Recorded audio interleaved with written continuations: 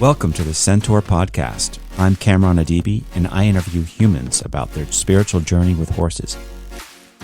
Each interview I have expands my perception and knowledge. This is no exception. I had the chance to interview Barbara Wheeler. She is a nature photographer with a strong emphasis on wild horses. Barbara started photographing as a youngster with her Brownie camera, never dreaming that 40 years later, she would spend a good share of her time immersed in photography. In 1998, Barbara insisted her life partner, Marty, get a hobby. He chose photography and enrolled in a class. She went along to keep him company, and the rest is history. They spent their first years as bird and wildlife photographers, have their images published in periodicals, books, and online magazines. In the course of spending thousands of hours in the field, they discovered the wild mustangs. At first, it was an off and on love, but grew to a passion. For over 20 years, they spent weeks to months with the wild horses and visited 68 herds all over the U.S. They feel it is the responsibility of photographers and other wild horse observers to educate the public on wild horses. After a lot of soul searching, she has decided to close her business at the end of 2024. So this was a very special interview to be able to talk with her as she's transitioning into something completely different. Barbara, thank you so much for agreeing to talk with me. And this is incredible. But I just ordered 2 of your calendars. I saw that. Thank you, Cameron. I just approved your order. I was a little busy yesterday with blogs, so that's okay. I can't. So I'm going some Christmas shopping right now. So great. A little plug in for anybody listening. Barbara Wheeler. I bought your favorite photographs for wildlife photographs of 2020. And in my eyes, that's the best one. Right, come on. Because those are my favorites, right? Although it was interesting because my husband and I had very long discussions about which picture should be each of our favorites, because I didn't think his favorite should be his favorite. Yeah. I thought it should be something else, right?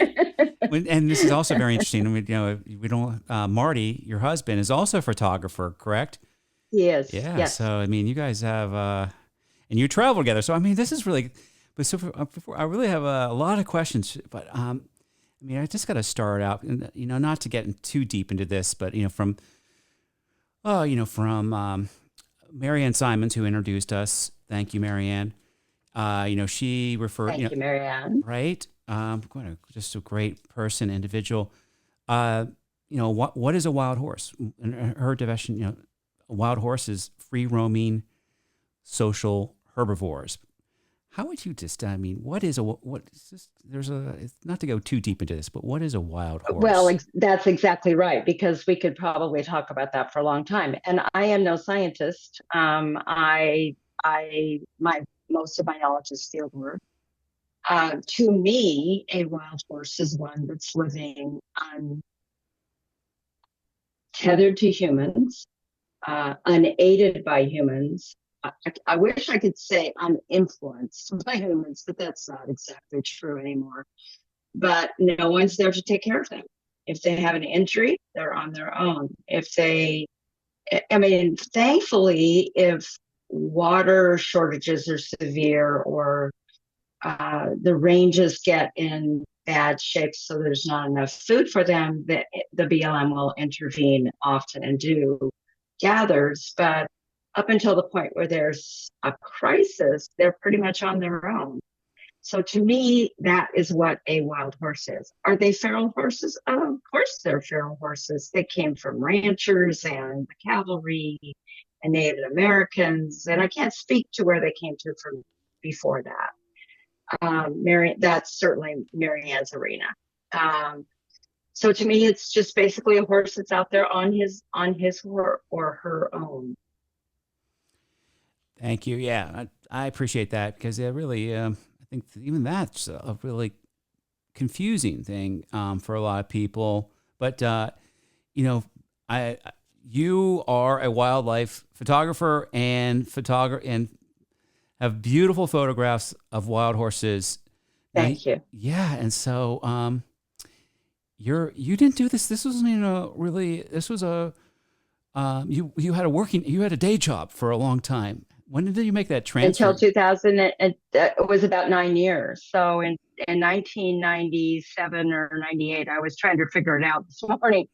Um, we took a photography class, and that's how we got started. We both grew up in the country, so it was natural for us to do nature photography.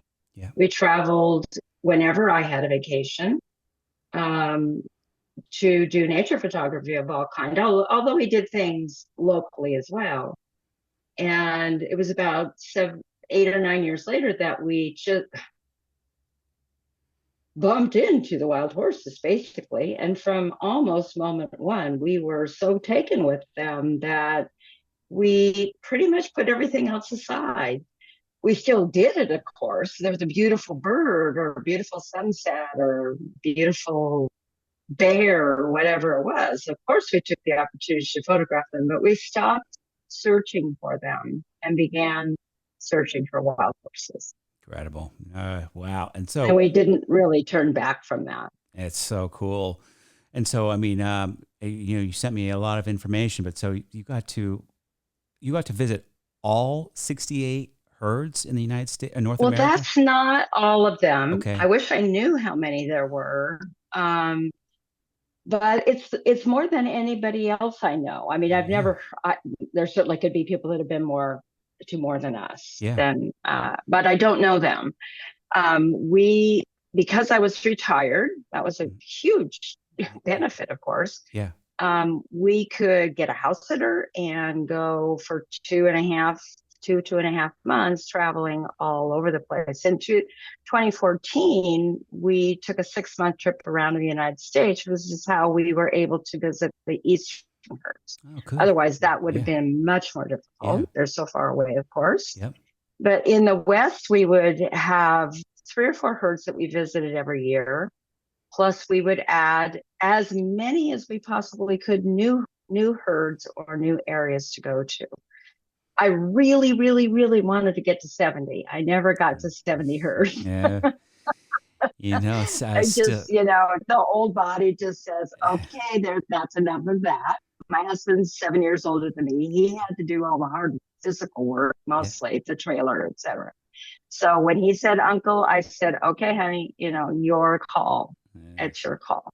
So I think I told you over the phone. I used to live in Grand Junction, Colorado. So yes, I worked for, you know what I'm talking about. I know it, but here's the interesting thing. Now I live in Massachusetts, and now I have an interest in the wild horses. I worked for the United States Geological Survey, and I had no interest. I mean, I saw them in the distance, but I never had. Now I'm talking to you, right? It's so weird how that works, right? Now I live in Massachusetts. Now I want to go learn about the Book Cliff herd. But so this is just the alone. How you did this. For 2.5 months, traveling around. You said you basically are pulling a 29-foot Arctic Fox trailer on your Dodge, mm-hmm.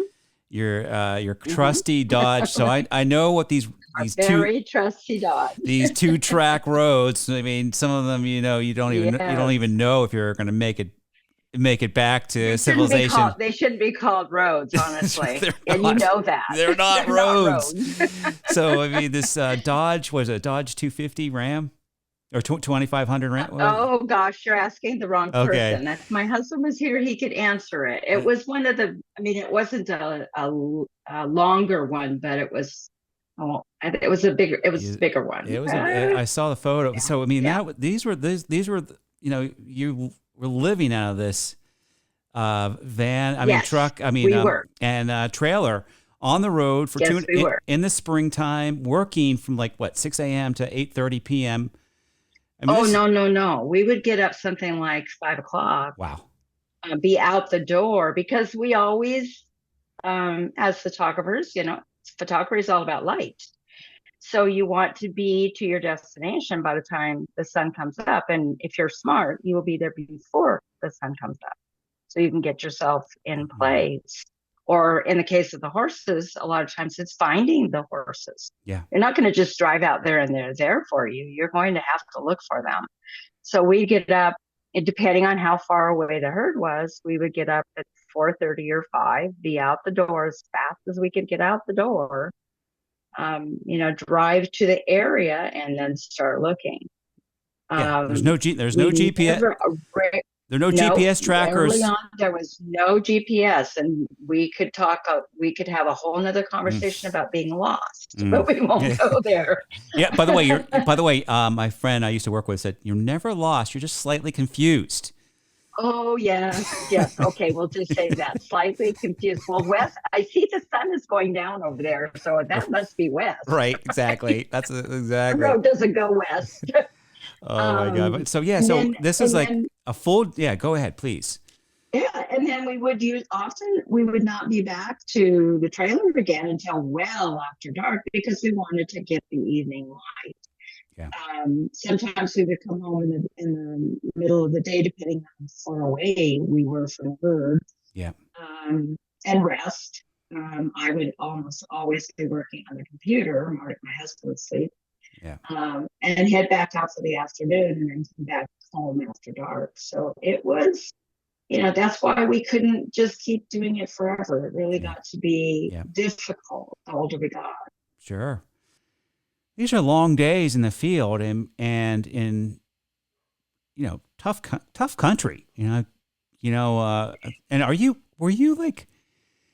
were you hiking and backpacking as well with your equipment? Well, I wouldn't say that we backpacked per se, but we definitely carried our camera equipment. My husband would carry a 500 millimeter lens, which I don't know if you've ever seen that or not, but it's quite large. Oh yeah. And he's very tall, so he had and besides the fact that he had a heavy lens, so he had a very big tripod. So he would carry that, and he usually carried a smaller lens on his hip. I would carry my tripod with a 100 to 400 on it, which is not a small lens, but it's not anything like a 500. And then I usually would have something more in line of landscape type of lens on my hip. Plus, we had to have water and food. So, it would have been hard to have had an actual backpack on. I suppose there were times that we did, but it just completely depended on, where we were, how far the horses were, how far we wanted to go. And of course, the older we got, the less able not that we were able, we could, but we would suffer the consequences, so to speak. For some of those really long hikes with all that heavy equipment, it's not like you're going flat. And most of the places in the West are very rocky. There's a lot of volcanic rock. Some of them are very, very difficult footing.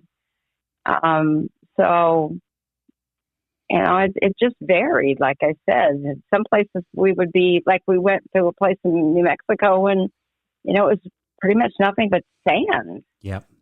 Same thing with Salt River horses in Arizona. There's nothing but sand. So it was variable. And our decision to what we were going to do, how far we were going to go, how long we were going to try to spend, of course, you don't know that for sure, varied with where we were. And sometimes also how hot it was. Mm-hmm. Yeah, and how much water you had to carry just to stay hydrated. Right. I mean, you're in Arizona in February. It sounds like, February, no big deal. But I'll tell you, it can get to be 90 in February in Arizona. So, yeah, it's, and then you go to someplace there's places we couldn't go in February. We'd go someplace in May in Wyoming or Colorado, and sometimes you would be snowed out. Yep. You would never get there. Yep. So it was sort of all over the map. Yeah. Also, really want to really start asking you some questions about the herds and the animals, but the equipment. I've already revealed I'm a kind of geeky tech guy, but can you tell me what was your first camera that you started using in the field? Oh my goodness sakes! I wish you'd asked me that, that I could have looked it up. Because you've seen. I did ask you. It was a film camera. I can tell you that. Yeah, so exactly, you were doing hard rolls, right? The You had to get these rolls developed. You'd have to send them off. Yep. And yes, that's right. I had to send them off.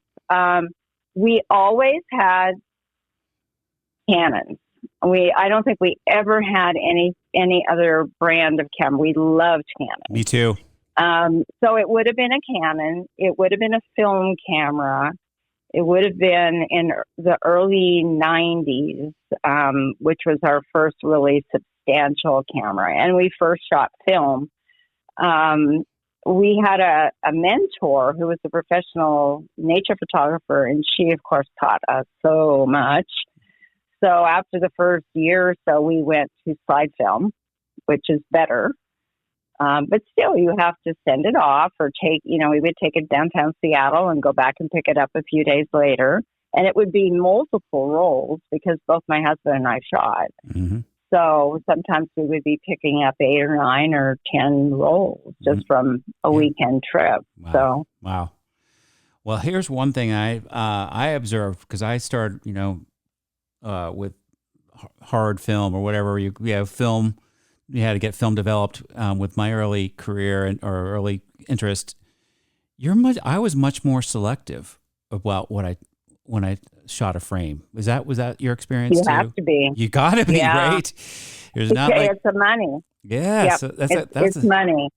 Right. Yeah. When you shoot digital, and we had plenty of flashcards, we just always made sure we, never ran out of flashcards. Mm-hmm. And we had big flashcards as well. Yeah. So, you're not going to hold your shutter down, the whole time. Right. When, something's running past, you select your shot. So absolutely there was a difference there. Yeah.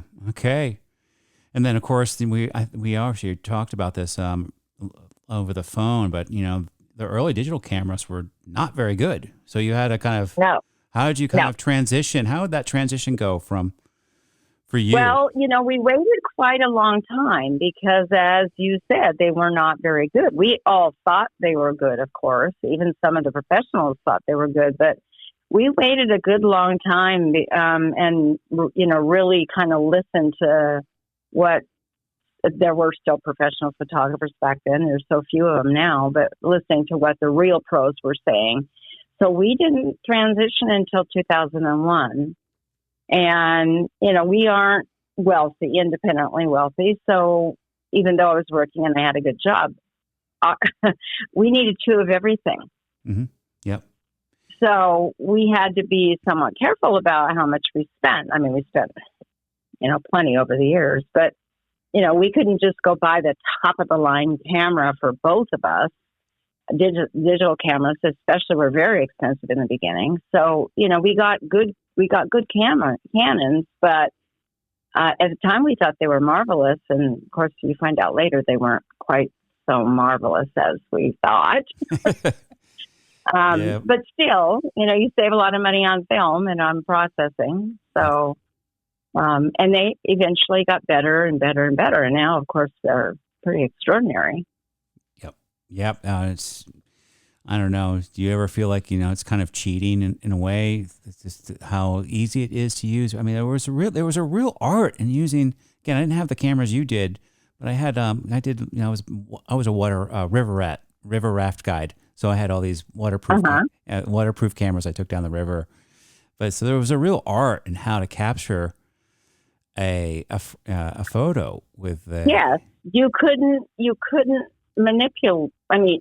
I suppose if you're Ansel Adams, you could manipulate it, but most of the rest of us, don't have a dark room where we can manipulate our images like that. So, basically what you brought home on your roll of film or your slide was what you got. Yep. Certainly there was Photoshop at the time, but you had to have a scanner. You had to get it in there. Photoshop was very much different than it is now. So in a way it's cheating. And I think some people do, quote unquote cheat. People are not always ethical with their photography. Adding things, subtracting things, fabricating things. You mentioned this to me over the phone, that I did. People actually questioned if you actually took photos of wild horses because they looked so good. Yes, and I was stunned by that. It just seemed to me that it came out of left field. I even remember the photo that I was first questioned about, and I was just, like I said, stunned. It's like, what? Are you kidding? Well, okay. And then I said, well, where's the barn? Where are the fences? Where's all the sign of humanity? Right. Yeah. And, it was interesting because I had a fairly good audience at that time, and man alive, they came to my defense. Yeah, that's awesome. It was awesome. There's no way, that she would never do that. But it happened more than once. It's incredible. It didn't happen, 10 times, but it probably happened 2 or 3 different times. And these people would be very irate because their idea of a wild horse was some skinny, scrawny, starving, ugly bay. They couldn't imagine that there would be a healthy, beautiful wild horse out in the middle of nowhere. And that's really where it came from. Yeah, there's 2 things that come to mind. One is that the lack of understanding, and so that was obviously this seems like a big role that I'm getting from reading some of your blogs and other stuff. But the other one is that it's a compliment. Your photos are they're stunning. I did eventually sort of feel like it was, but the capture, the emotion. But to me, that was. That's fabricating.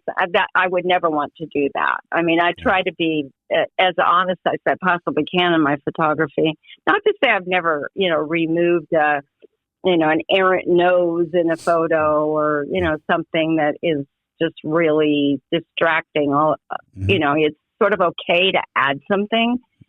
I mean, to subtract something, but you don't want to add anything to your photos. So. I try to be really careful about that so that my photos look like what I'm seeing when I'm out there. And I think that's why Marianne loves your stuff so much too. It's because you capture the expressions and the emotions. I can see them. I can feel them almost through the looking at. So let's go. Just jump into some of these incredible. And I'm going to show this on my YouTube channel. Some of the slides here, but all right. So. Over 68 herds, excuse me, and you had very close contact with 3 or 4 herds, correct? Is there one herd that you really feel the most connected? Yeah, that's a pretty easy answer. We started in southeastern Oregon. That's where we photographed a great deal of our wildlife. And it turns out there was a herd there that we didn't know about for years, which is a whole nother story. But that was our first herd. And we spent it's probably fair to say thousands of hours over the years with that herd. When I was still working, when my husband and I both volunteered for a nearby National Wildlife Refuge. So we would volunteer, park ourselves at the refuge, do our volunteer work, and spend all of the rest of our time out at the horses. So we, it was a relatively easy trip out there. It was the one herd that we went to every single year except for one. Which year was that? Was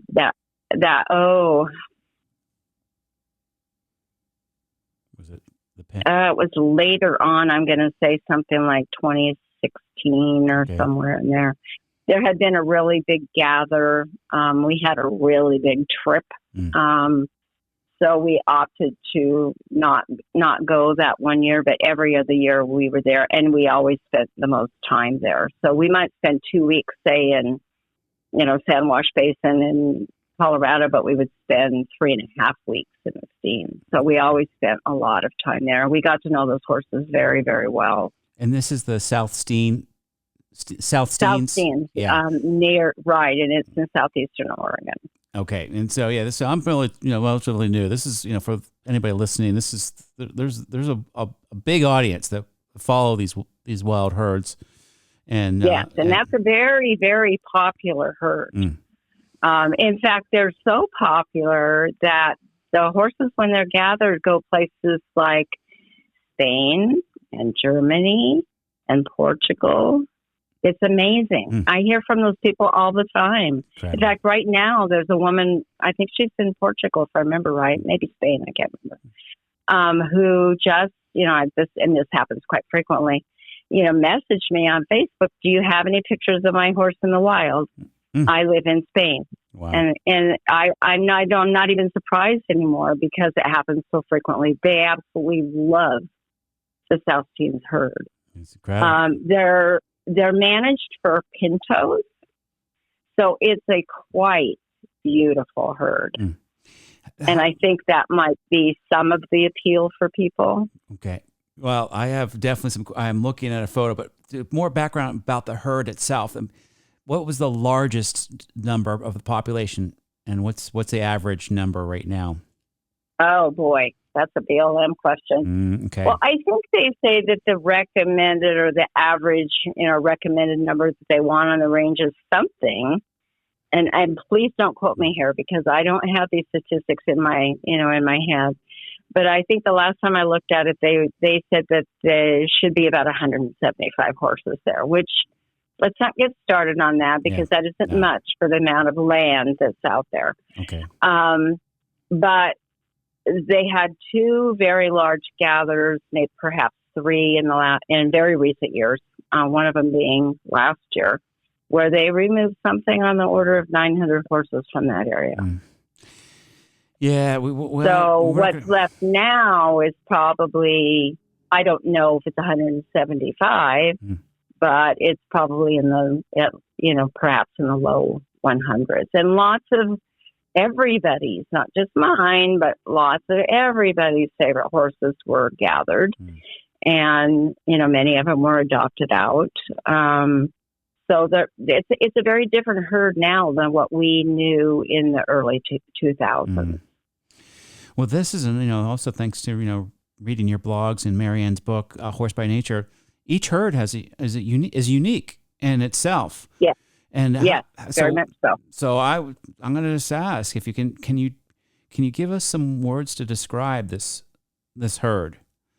There's some words this herd, part of the herd, it tends to sort of reside close to a highway. It's not a major highway, of course. We're talking about southeastern Oregon, so it's a small highway. But nevertheless, it's a route between two, small towns, but still. So they're visible often from the road, and they're accessible to people. So it doesn't take sometimes very much to just, jog up that road, and there are horses. So they become very desensitized to people. In the old days, when we first started, say 2003, 2004, they were still fairly skittish. I mean, they were used to people. They wouldn't run away from people, but they didn't want to come over and shake your hand. Well, now there's so many people traveling up there because wild horses are so popular that some of them will literally walk up to you, which is not such a good situation because things can, especially stallions, things can turn on a dime. It's not that a stallion's going to charge you necessarily, although, there's a story there for me. I'm going to ask you about that. It's not recommended. These are wild animals. It's not like they're you want wild animals. It's true. And, it's that stallions might see something going on and they, chase each other and you're there. And that has happened to me a number of times. My husband as well. You just happen to be in their way, and they're not looking out for you. They're going where they're going, and they're big animals. Yes. So anyway, it's so the front part of the herd, very desensitized to people, and that part of the herd tends to congregate in a large number. We have, I think, at the most, I can't remember what year it was, maybe something like 2014 or 2015, 130 horses together in one place at one time. So that is unique. Now So- that's many bands. It's probably 8 or 9 bands. You throw in a few bachelors and maybe some lone horses as well. But they tend to congregate together, particularly in the spring when it's foaling time. So and they all know each other, of course. Yeah. They all know each other because they sort of live together. Yep. But if you go to the back country, go back away from where people have that kind of accessibility, you hike out, say, you're going to find individual bands. You're going to be much less likely, you might still find a large group of horses, but you're going to be much less likely to. You're going to find many more individual bands. That's it's kind of a unique herd in that there aren't that many that have these large groups that hang together for, months or, there's even a herd in Utah hangs together most of the year. Some other herds you go to, they don't do that. You go find a band. Find a band here and a band there. Maybe you'll find 2 or 3 bands together, but you're not very likely to find 100 horses together. So that's one thing that's one differentiating thing I think about some of the herds. That's Can I explain why? I was going to say, I was like, so let's get the Marianne science. How is that? Why is that?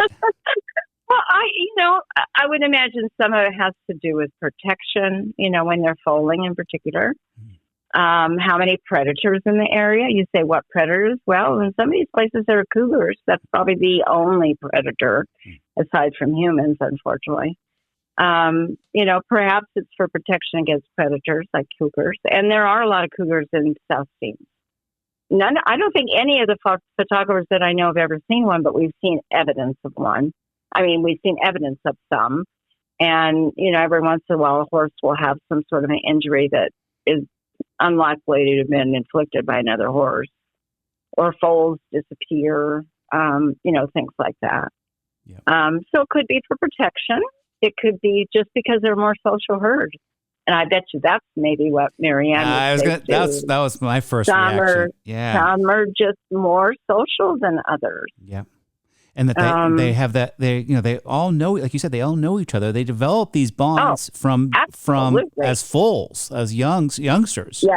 Yes. So they keep these bonds. Yeah. This is we're not going to talk about domesticated, but in the domesticated world, the average horse is sold 4 to 5 times in its lifetime. All those bonds are broken. When they get shipped to a new family, a new herd, or whatever, new barn. So this is like they get these bonds with these, and they're in their different bands, as you said. So and it's fascinating because I've sort of always been. I have 2 sons. I have 3 grandsons, so this is probably partly why. But I've always been fascinated by brothers, and I think you saw my photo of the teenage horse laying down with his baby brother with his head wrapped around him. Oh my God! Yeah, so Juniper and Juniper and Merlot. Oh my God, that's I have done. So that is probably my favorite picture of all time. Okay, so I'm gonna honestly. That's gonna be in my calendar that I just bought, right? It will. Okay, good. So yes, it will. Let's jump. I'm going to show this photo on the YouTube channel. But so Juniper and Merlot. Juniper's 8 months in this photo, and Merlot's 2 weeks. Correct. And so, can you tell us the story there before that photo was taken? What was going on? Well, Juniper, being a teenager, 8 months is. He was a very late. We got really lucky, and we were there when he was born the previous fall. And he was literally days old when we saw him. So we knew when he was born. That was very clear. That's very late for most wild foals. Most of them are in the spring, sometimes really early in the spring. So he's kind of an odd age. In the spring, you're mostly looking at your yearlings, but nevertheless, he didn't want to goof around with his little brother. He wanted to play with the big boys. Mm-hmm. So he was constantly off roughhousing with the other yearling foals. But his little brother and his little brother still to this day has quite the personality.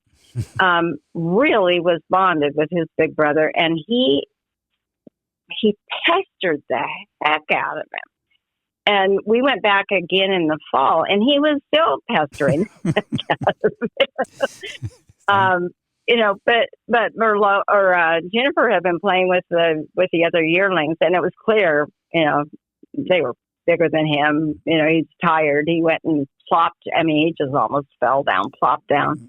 And Merlot wasted no time. He, ran over to him, and he's trying for all he's worth to get him to play with him. And there was just no way. Juniper went to sleep, and that was the end of that. That's but the expressions on their face just delight me. Yeah.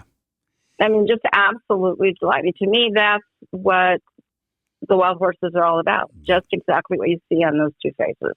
So just a little bit more description for those who are just listening. So Juniper's eyes are asleep. Eyes are shut. He's laying on the ground, right? And Merlot has got his head wrapped around. Literally, and quite literally wrapped around his neck. Yeah, but Juniper's ears are fully attentive. He's still listening, but he's like, I'm going to bed. So he's like, he's being tolerant. He just like, it's so interesting. He is, and he was very tolerant. And I mean, when we went in the fall, and they were both bigger, of course, and Merlot at that point would have been several months old. He just, like I said, he just pestered him. We have hundreds of pictures of him pestering him. And Merlot was very, very patient with him. It's so he never, he never was no kind of corrective behavior, didn't get irritated or, do anything that was untoward. He just, you could almost see him rolling his eyes, but he was very tolerant. And I love that. I mean, and we've seen lots of brothers, older brothers taking care of their little brothers, and I love that. Yeah. He's not the only one. It's not the only time we've seen that. And brothers, I think often, we don't sometimes know because, they grow up and they have their bands, and do they stay close together? I'm pretty convinced that a lot of times they do. They might. There might be some tension during this period of time when they're both getting their bands and building their bands. But once they get their band, I think a lot of times brothers do sort of hang loosely together, and maybe not even so loosely. There's some real, people don't think about stallions having bonds, but I believe strongly that they do. I think this is one of your greatest gifts and I'm just, getting to know you, but, this misperception of stallions, how they're dangerous and they kill foals. They kill their young, which is, you've proven that is not, that's absolutely false. Oh my gosh. Absolutely. Over and over and over again. So how did that happen? Go ahead. How did that get stuck in our brains? It was Facebook. I mean, remember, we were not horse people. We didn't know anything about horses. We knew about photography. We knew about wild animals. Yeah. And I'm talking about bears and, coyotes and elk and those kind of wild animals. So we don't have a lot of history with horses growing up. We don't know all these stories. And I think it's something like this. I couldn't tell you exactly, but probably something like I posted a picture of a stallion, on Facebook and get this, comment that, oh my, or maybe it was, the stallion was with a band, his band.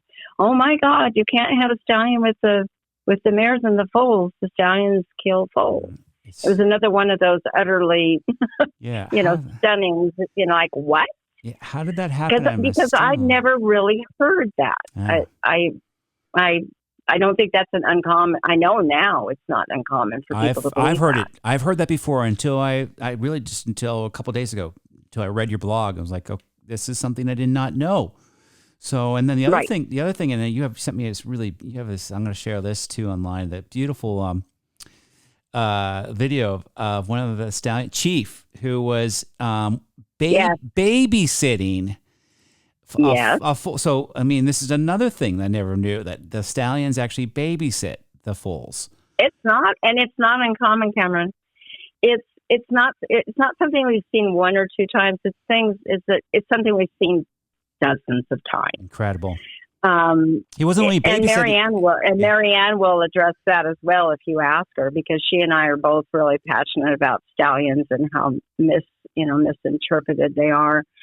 And that was in fact how Marianne and I first met, because she saw a picture that we had of two stallions walking a foal. Mm. And it was clear they were stallions because, of course, they have big husky necks, and they don't look like mares for the most part. They're walking this very little foal. And she saw that, and she made a beeline to our booth we were at a horse fair, and said, "Tell me about this picture." And it's like, well, okay. So that was the beginning of a long friendship. They're very gentle with their foals. They're very caring. They stand with them while the mares go off and have a break with their girlfriends, or they go off to feed, or they go to rest, or whatever. So we've seen that everywhere we've gone. Yeah, it's not uncommon. This is something, again, I think so valuable of your work, that you've really shown how stallions are really good fathers.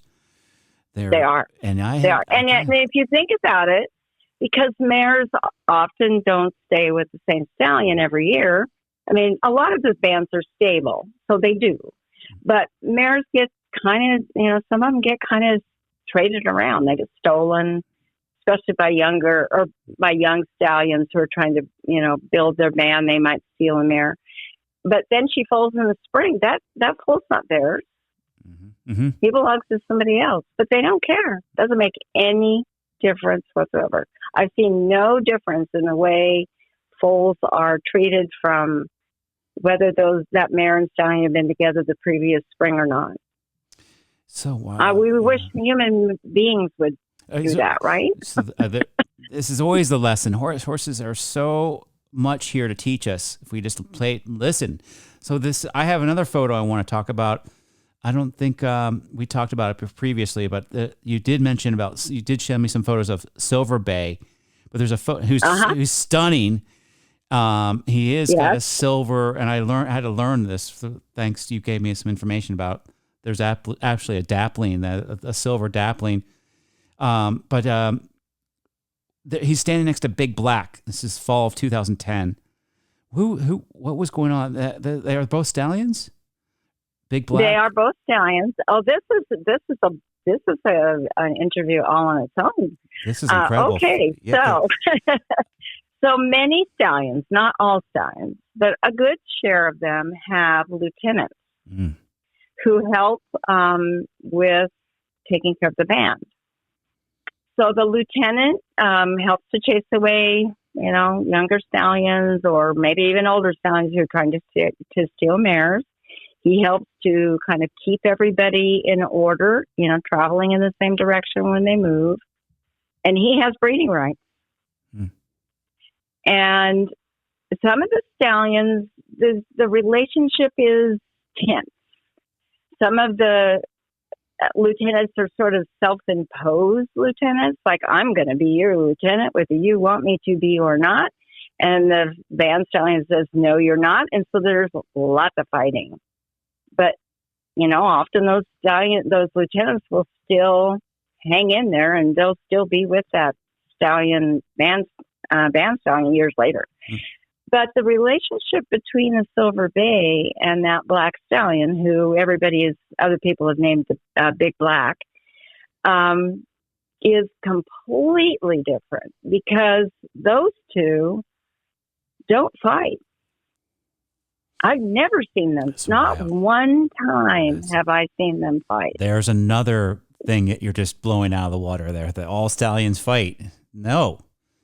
They do. Oh, they do. I mean, and you have to qualify fighting. Okay. You do have to qualify what you mean by fighting. Because do they bicker? Oh, yeah. Okay. But I don't even see that kind of tension between the Silver Bay and Big Black. And it makes me suspicious sometimes that they might be brothers because they have this relationship that's quite calm. I mean, I have watched numerous times. The Silver Bay will go over and mount a mare, breed, get off, walk away, and Big Black walks right up behind him and does the same thing to the same mare. And the Silver Bay just doesn't do anything. Sometimes, yes, they have breeding rights, but that doesn't always mean that the family or the band stallion is particularly happy with that situation. And again, like I said, it's complicated, so it's not something that's just sort of a short conversation. But those two have a real bond. Had a real bond. It's a stunning The Silver photo. Bay is no longer alive. So I figured 2000, that was taken in 2010, but just another right. You could see he died in 2019, I believe. He was 22 years old when he died. Long so life. nice That's a long life, right? That's pretty long. Yeah, for a wild. stallion. Yeah. For a wild stallion, it's very long. And then what happens, and these are probably the more important things about having a lieutenant, when he dies, Big Black took over the band. So that band remained in a stable situation. There wasn't any, numerous stallions coming in trying to steal the mares away and breaking up that band. It stayed together. And I've seen that several times where something happens to the band stallion, the lieutenant just automatically takes over. And that provides real stability. In bands where, and I've also seen this, in bands where there is no lieutenant, something happens to the stallion, that family band becomes completely fragmented.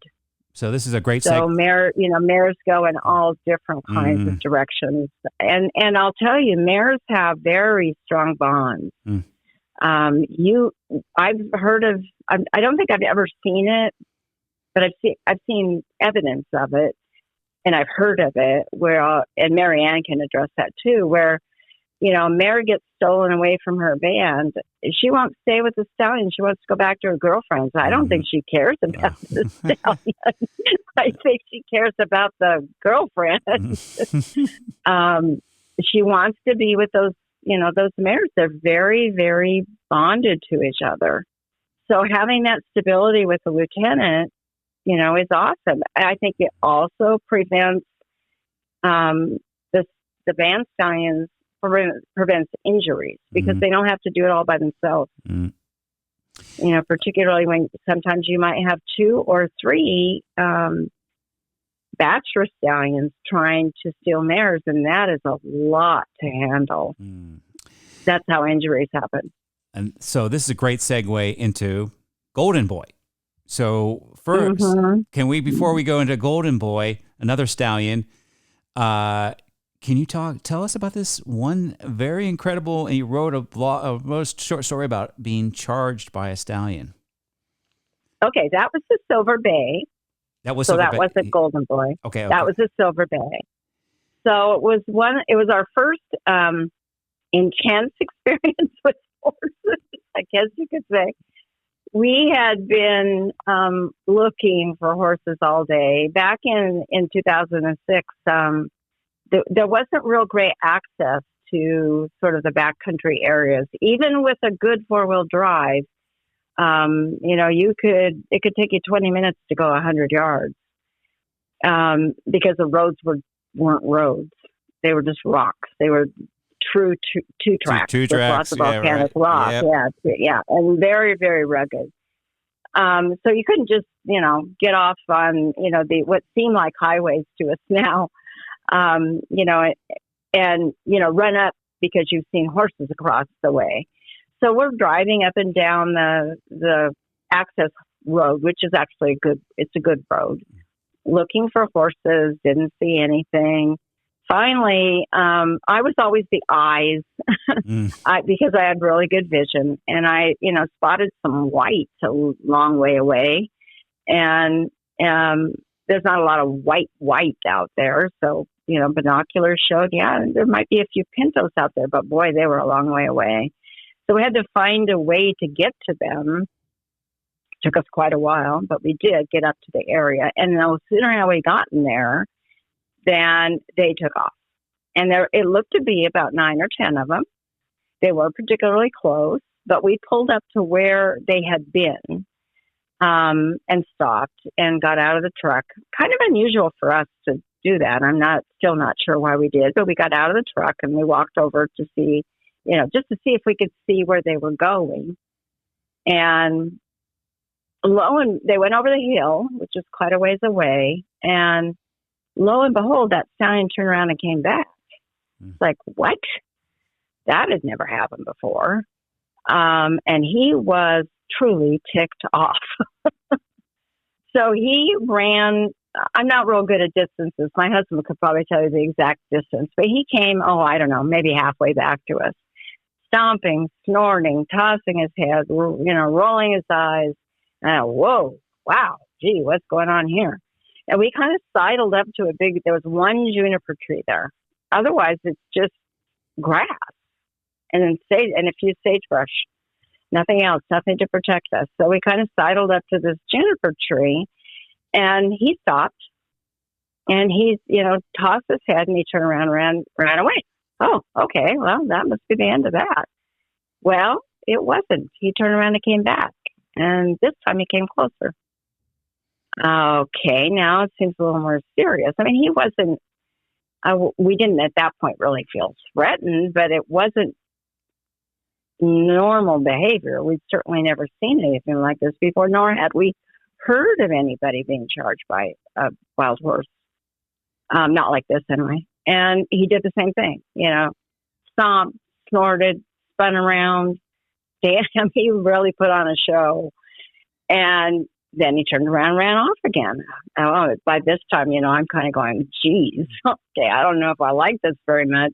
We did not want to leave that juniper tree because it was a ways back to the pickup and it was all out in the open and we didn't know what we were dealing with. So we stayed next to that tree. Okay, is he really going to leave? No. He turned around and came back a third time, and this time he did get close. And as I described in my story, I was scared spitless. I didn't take one single photograph, not even one. So my husband's yelling at me, shoot, shoot, shoot. And I can't, I'm shaking too hard. I can't shoot. He was not happy with us. I mean, he clearly was not happy. He was never close, of course, in retrospect, he was never close enough to threaten us physically. But he was a very big horse. You can see by his build. God, yeah. Look at that photo. Yeah. He's solid. And, he wasn't a particularly tall horse, but I wouldn't want to get hit by him. So he, puts on his little show. This picture is, I think, from I can't remember which charge it was. But anyway, at this point, my husband said, well, what are you going to do? And he said, well, get some rocks. I'll pop him in the nose. Ha, ha. I tease him about that because I don't think so, honey. But anyway, I said, he's so close. And my husband finally raised his head above his tripod and above his lens and said, oh my gosh, he is close. Yeah, okay. And fortunately, he decided he'd had enough of that and he ran away and he never came back. Oh, that's whoa. That's intense. I'll tell you, yeah. I shook for a long time over that.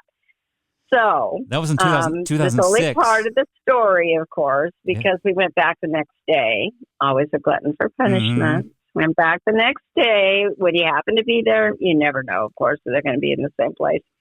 He was. And he had a band of 9 horses with a brand spanking new foal. Mm. So I'm sure that foal was why he behaved like that. For all I know, that foal could have just been, basically hours old because we've been around lots of newborn foals, even foals that are hours old. Mm. Umbilical cord still hanging out. Stallions don't do anything. But something set this guy off. When we went back the second day, he barely looked at us. We didn't even think it was the same horse. Hmm. It can't be the same horse. He's not even looking at us. but he has a big, welty kind of scar on his hip that there was no doubt it was the same horse. So just different behavior. So I don't know if he thought he proved to us that he was the boss. We definitely knew that. But we had we were with him for about 2 hours the second day. A completely different behavior.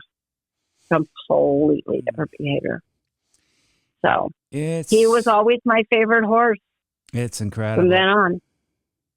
Yeah. We saw him almost every year. Mm. He always was one of the more elusive bands. He wasn't, I think only one time did I ever see him with that group of 100 or 130 that I was talking about. He always kind of stayed in the background, a little more elusive. Wasn't afraid of people necessarily. He just wasn't as social with them. Mm-hmm. He's not a stallion I would have ever tried to, get close to. I was always very respectful because I knew he had a defensive mode, I guess you could say. Yeah, this, it's just all these different horses you've got to learn about and their bonds. But I know now I just going to ask. I mean, how being a photographer, right? How's that altered your relationships? Do you think with the herd? I mean, these herds obviously they got to know you. How do you think they did? How would that? I don't think there's any doubt about that. It's hard for me to say. I mean, perhaps one thing would be that when they went out and we found them, we would be with them for long periods of time. And a lot of people, if they go and visit, and I've seen them, of course, do that. They'll go and they'll stay for a little while and then they'll move on and look for more horses. Mm-hmm. So maybe the fact that we would find them and stay with them, sometimes all day, mm-hmm. and day after day, which is why I know I could tell. Don't ask me how I could tell, but you get the sense that the horse knows you. Oh yeah, I've seen you before. I know you, and they don't feel perhaps afraid of us because we've never done anything. We've always been respectful of distance. Yeah. So we always had big lenses, so we could do that. We could stay back. If we ever got too close, it was always because they came too close, not because we went, usually anyway, that we went too close. Sometimes they come to you. Mm-hmm. That's kind of a different story. So that's kind of hard for me to answer. I mean, there's a relationship. The familiarity, maybe. There's a relationship going on there. I work with, I do the equine therapy. I'll work with a lot of different people. Some people always ask mm-hmm. me, a lot of people will ask me when they come, do you think the horse will remember me? And of course they do. Oh yes, they remember. Because they're all about the friendship model. So they're gonna know who you are. So I'm sure he recognized you. If that was his. It seems like that might have been his. Gave you an acceptance. That's my interpretation. But what do I know? Yeah, that's probably a good way to put it. That we were accepted. Nobody runs away. They stay there, do their horsey thing. Yep. So they trust you. Accepted you. He gave you a stamp of approval. Yeah, and we've all heard. I'm sorry. He gave you a stamp of approval that you didn't run off, never come back. Right. Well, first of all, he didn't kill us. He's right. And then the second day, he just ignored us. So I guess that is a mark of acceptance. But it's funny because some of the horses, there's certain horses, not all of them, but there are certain of them that they're just kind of show-offs. I mean, we show up, and all of a sudden, they're like doing these outlandish things. It's like, oh, you're such a show-off.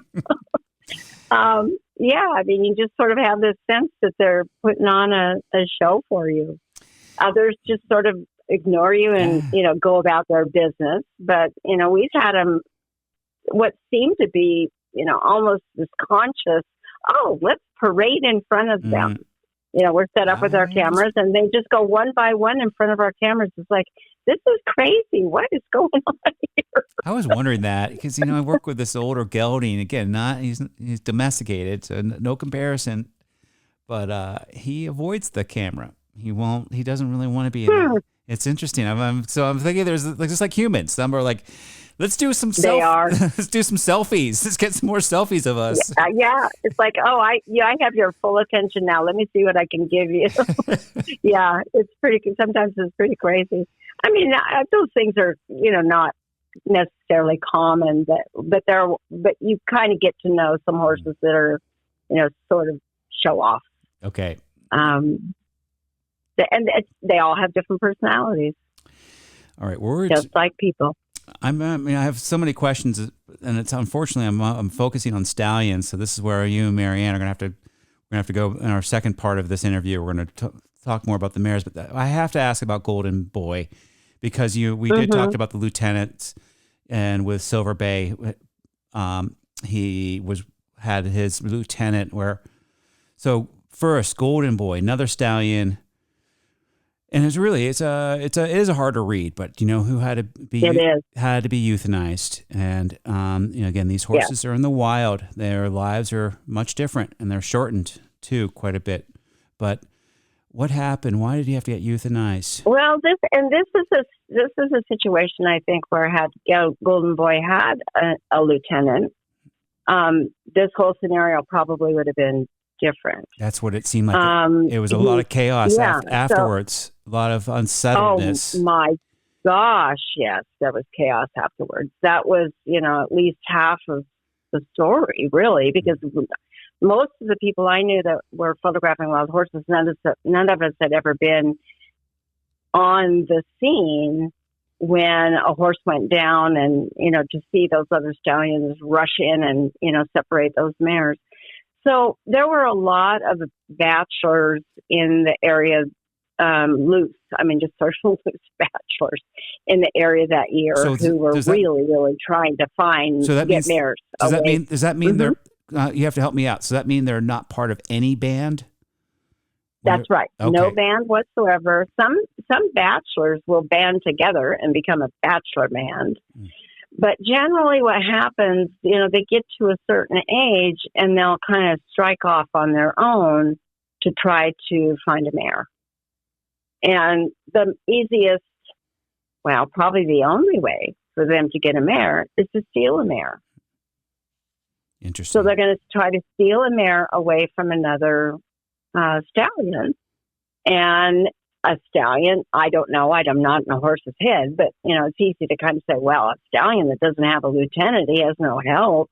It's going to be much easier to pick off a mare from him than it would be someone who's got someone else helping him. So somewhere in the process, and we were not there when he was injured. We got there just after he was injured, but somewhere in the process, he had injured himself. I don't have any doubt. It was over, fighting over mares. I had a friend that had been there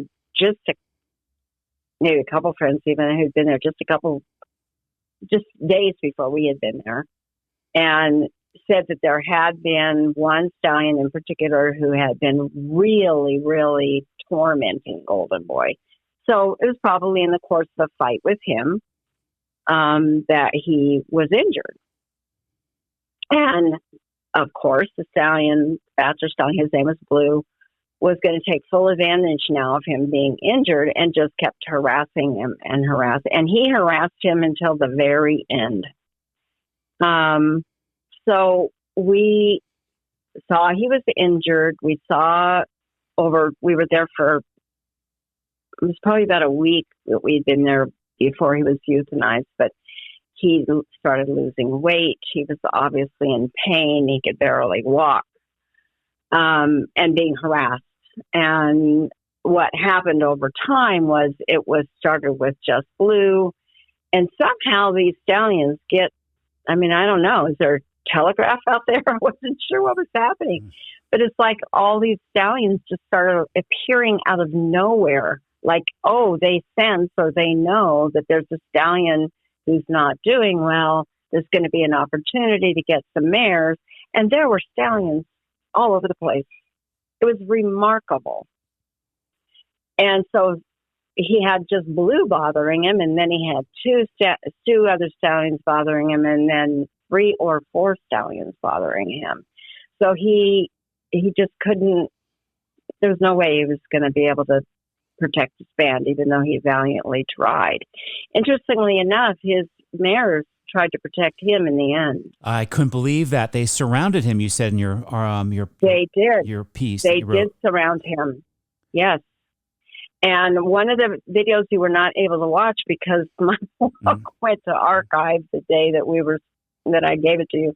But I encourage you to go back and look at it. There's a video there of his lead mare protecting him and the other band members from Blue. She actually charged him. Wow. Which you don't see mares do that very often. They're usually pretty docile. They, kind of stay in the background. They don't try to attack a stallion. So Marty and I grew up in the country. We were around wildlife all of our life. We were nature photographers. Neither one of us could tolerate watching what was happening to the golden boy. And as far as I could see, there was no way he was ever going to be able to recover. Probably even if he lost his band, I didn't think he was going to be able to recover. He had a very serious injury. So we went to the BLM and we showed him video that we had, and I had some still pictures of his leg as well. And they agreed that they didn't think he could survive it. And so they did come out and euthanize him. And I, of course, could not watch that happen. But we were there, literally minutes after he went down. And I think 4 stallions moved in seconds and took his mares. Incredible.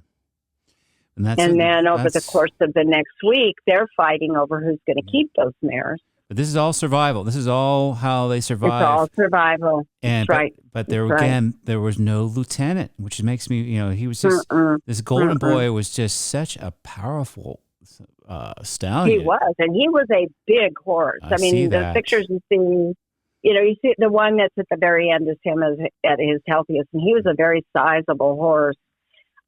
We knew him. He was one of the first wild horses we ever saw. So we had followed him for many years, and to my memory, I don't remember him ever having a lieutenant. And some of them just don't. They just, who knows why? Yeah. They chase him away. They don't want a lieutenant. They don't. Who knows? I don't know, but I've always thought, especially when there's an injury, when there's been a lieutenant, things just go so much further. There's another example, unfortunately, the very same year, of a beautiful stallion. Both of these two had really big bands, and he became injured. He actually died. I believe he died. And his lieutenant just smoothly took over everything.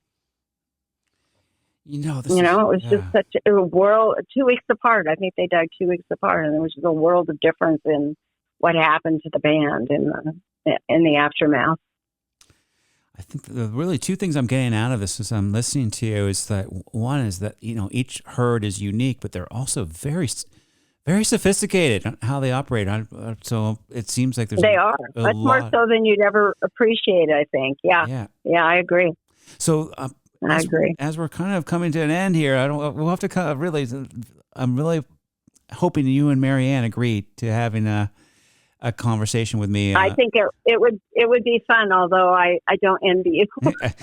I'm going to have to reel Marianne. You better get your ducks in a row. Totally. I'm going to have to reel both of you in. But, this is to bring in some of the mare influence here, too. The first question is, mares can be leaders. There's not. Yes. They have a different. I like Mark Rashid's books.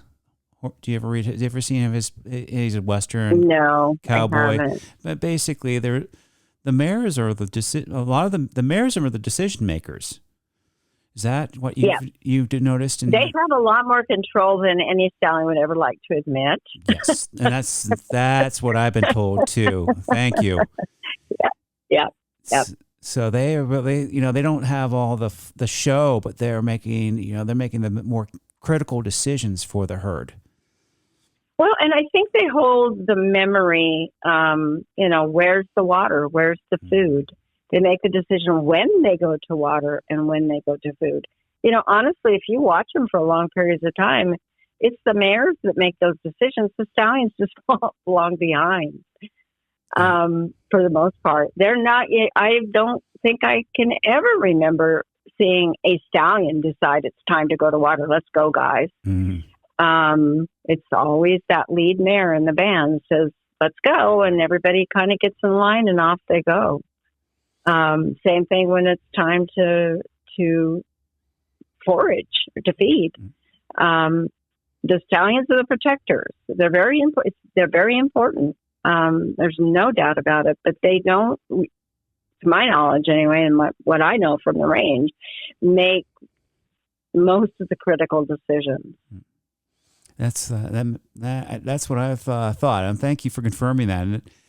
And then, the other thing is, after Golden Boy, just, big, larger than life kind of character, how did you notice the herd grieve his loss? Oh, that's an interesting question. I think there was so much chaos that there wasn't even an opportunity for them to do that. But I did watch, because I was very interested in this whole thing about, the aftermath of Golden Boy's death with the mares.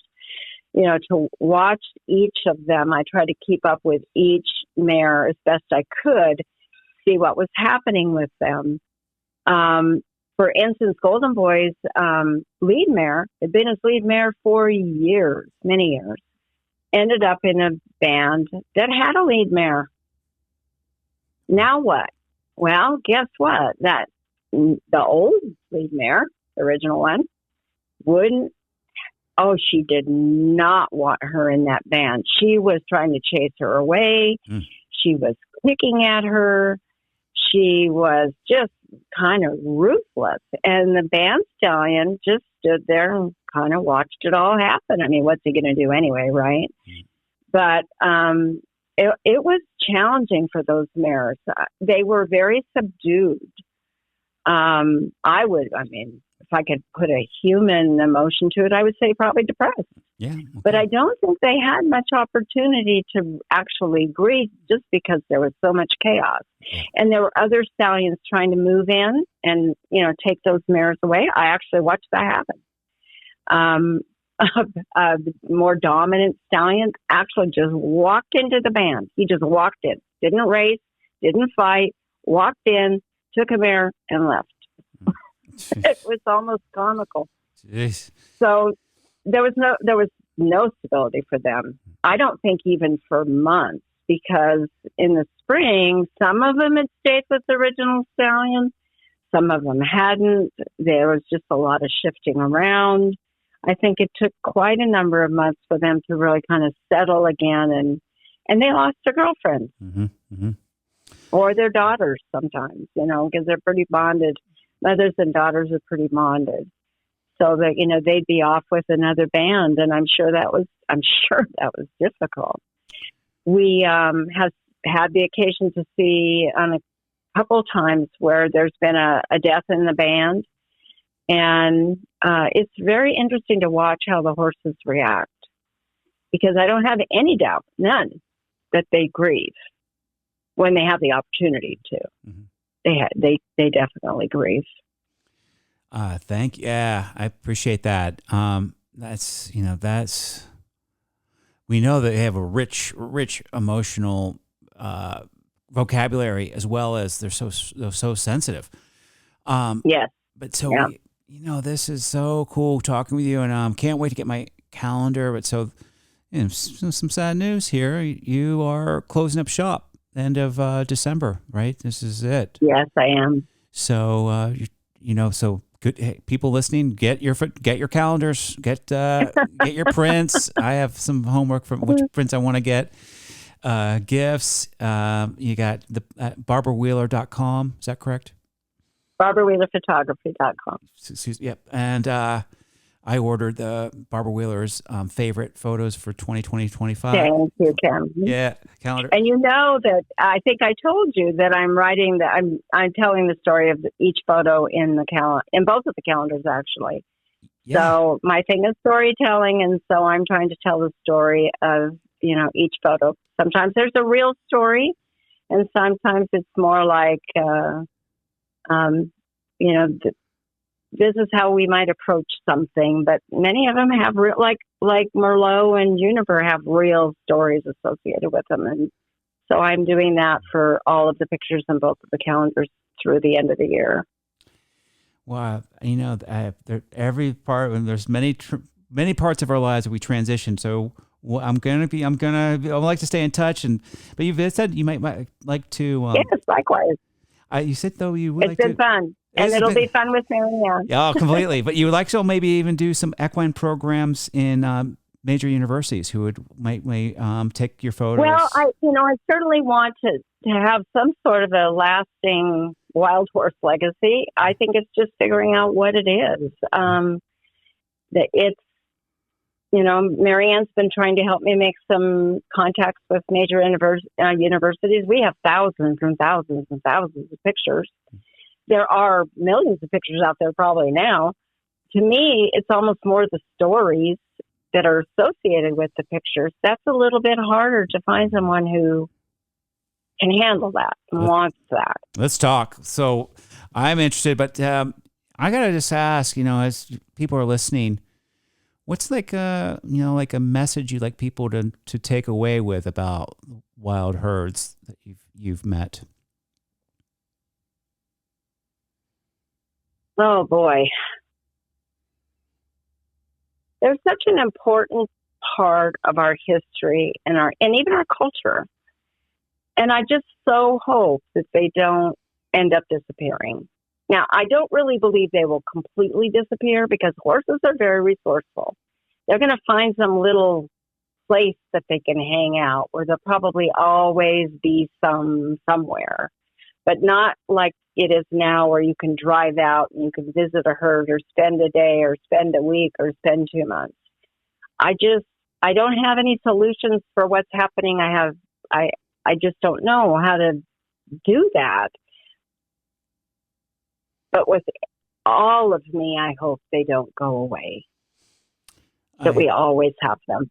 I totally hear you. And I also agree with you. They've been here. They've been with us every step of the way. This entire human journey that we've been part of. They've been here longer than we have. So they're gonna find another way to keep. But yeah, I appreciate that as well. And I hope to actually now I have to go spend some time with the wild herd now. I'm very curious. I hope you do. It's a very unique experience. I'm going to have to ask you offline. It's very, it's really worth it. And you have herds in the East. Yeah. They have definitely different personalities because they're so desensitized in the East Coast. Yep. But, if you want to find the more quote unquote wild ones, you would come to the West. But if you have the opportunity, we don't know how much longer there's going to be opportunities for that. Right. Even in the South Scenes herd that was so big. I mean, if you can't just drive out and find horses now because they've removed so many of them, it's just become so much more difficult. So take the opportunity. If anybody wants to see wild horses, now's the time to do it. Thank you for that. I hear you loud and clear. That's going to be something I'm going to talk to you more offline about. So, thanks again, Barbara. And so, yeah, please. Thank you, Cameron. My pleasure. Please check out Barbara's website. And again, till the end of December to order prints, photos, and calendars. Thanks, Barbara. Thank you. We'll be in touch. Thanks, Cameron. Have a great evening. Bye-bye. Bye. What an incredible journey with both Barbara and Marty. I'm sorry to get to talk with Marty, but great news. I'm going to have a follow-up interview with Barbara and Mary Ann Simons. Mary Ann Simons and her have been working closely, and They have so much insights. So to have them both on one call, one interview will be just hold on to your seats. So please stay tuned for that. And please, again, if you would like to explore more what I'm up to, just check me out at Cameron Adibi. That's CamronAdibi.com. And please send me any messages, or if you have any interest in being interviewed, send me a shout out. Thanks so much, everyone. Have a great day.